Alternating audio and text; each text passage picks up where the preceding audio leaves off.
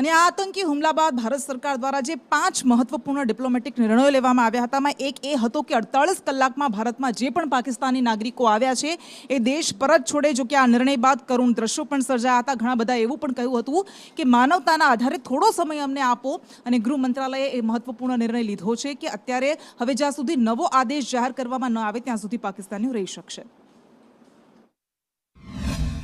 हमें एग्जिट करवानी थी, एग्जिट नहीं हो रही थी पहले तो. उसके बाद एग्जिट हुई तो टिकट नहीं मिल रही थी अर्जेंट में.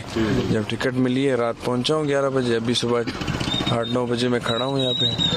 अभी यही अपील है कि हम मेहरबानी करके बॉर्डर खोलें तो हम अपने घर जाएं बच्चों के पास. बस तो जो ये माहौल बना है आप समझते गलत हुआ जो श्रीनगर पहलगाम में हुआ? जो हाँ हुआ तो गलत है सर बैठेंगे तो ये मसले हल होंगे ना सर. ऐसे अवाम परेशान, अभी उसके साथ बच्चे हैं, दूसरी फैमिली आई हुई है, हमारे साथ सामान है, अम्मी है, बुजुर्ग है, नहीं चल सकती, घुटनों का मसला है, बड़े मसले हमें अवाम को सहने पड़ते हैं. हादसा जो हुआ है वो बहुत गलत हुआ है, वो नहीं होना चाहिए था. उसमें मासूमों की जान जाती है.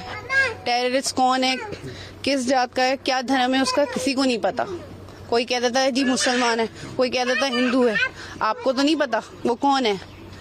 हम तो नहीं दहशतगर्दों से मिल रहे हैं, या हम आम जनता मिल रही है, या आप लोग मिल रहे हैं, या हुकूमत मिल रही है उनसे. उनको तो नहीं पता उनका धर्म क्या है, वो क्या है. कोई कह देता है कि वो हिंदू है, कोई कह देता है कि वो मुसलमान है.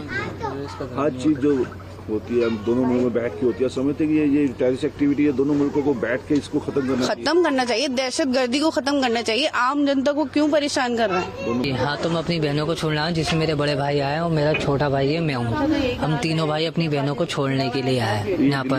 इनकी शादी पाकिस्तान से जी ये दिल्ली में रहती है, दिल्ली का पासपोर्ट है, बिया